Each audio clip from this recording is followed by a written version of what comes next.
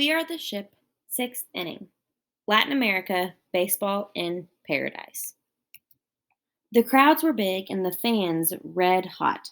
Schoolboy Johnny Taylor pitcher, New York Cubans. Many ball players in the Negro League were from Latin America. Baseball was real popular down there in Cuba, Mexico, Puerto Rico, the Dominican Republic, and Venezuela. It was so warm they could play baseball all year long, and they did. Those fellows became quite good and had some strong teams. Quite a few of those boys could have made a fortune if they had played in the majors. Martin Dihigo was one of them. Baseball came to him just as natural and easy as breathing. He could play every position, even pitch, had natural grace like Joey DiMaggio. He was really good. He was really something to watch. Jose Mendez was a great pitcher and played all positions too. Another fellow, Cristobal Torrente, he was known as the Black Christy Mathewson.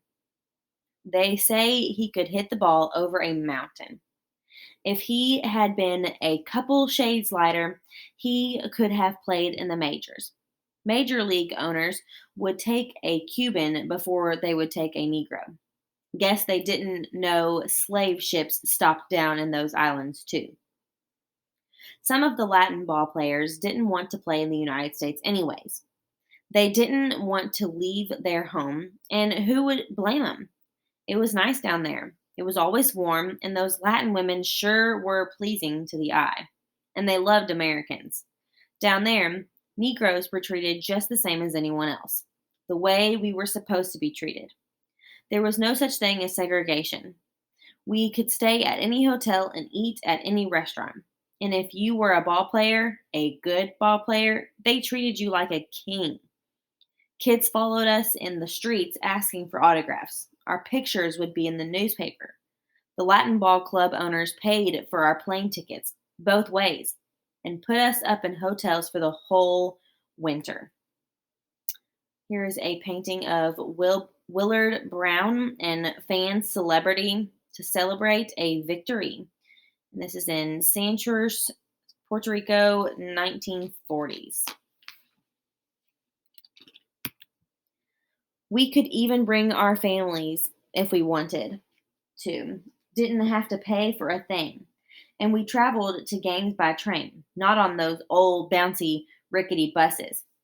We only had to play about 3, maybe 4 games a week, mostly on the weekends. That was heaven compared to the Negro Leagues. The rest of the time, we would go fishing, go to cantina, or hang out in the plazas, do some girl watching. In Mexico, we would even go to bullfights. The Latin leagues paid well too, much more than the Negro leagues. You could fill up a whole trunk full of those pesos. That's why a lot of guys would jump the Negro League teams to go play down there.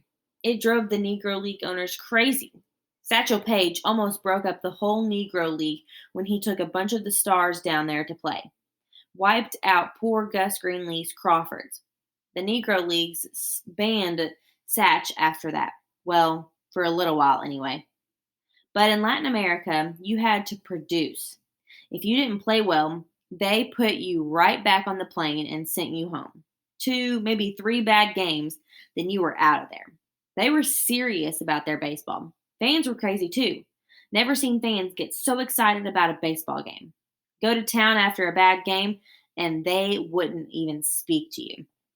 They just look at you mean, and man, they went wild if you hit a home run.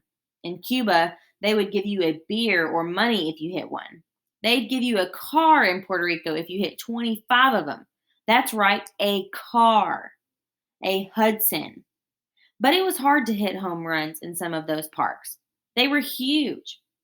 Many long balls that should have been home runs were caught. And if you were a pitcher, you couldn't throw at batters like we used to. Hit one of those batters, and they'd throw you in jail. And boy, was it hot down there. You could see the heat coming off the ground. Had to keep moving in the outfield because the heat would burn up through the bottoms of your shoes.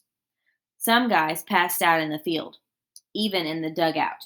It was so hot that the first game of a doubleheader would be in the morning, and the second game wouldn't be until late afternoon when it was cooler. The food was even hotter. If you didn't ask them to take it easy on the spices, they would load that food up and it would burn right through you.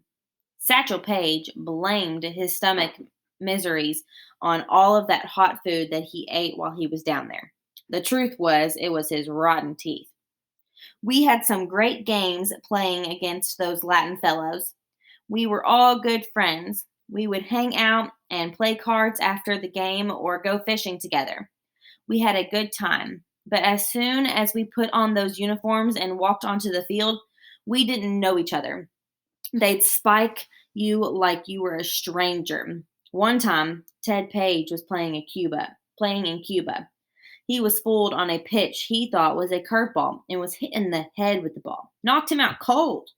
When Page came to, he looked up at the pitcher, and instead of asking him if he was okay, the pitcher said, "You not hit that one too good. You didn't get any sympathy from them. We were the same way."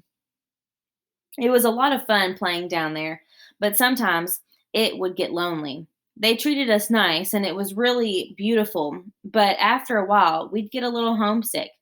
There was always a language barrier, and their cultures were so different from ours. Playing in Latin America was a great way to spend the winter, but ask anybody, it is tough going without a plate of greens, sweet candied yams, and some buttermilk biscuits for 4 months. We knew when it was time to go home. And here's a painting of Martin de Bigo.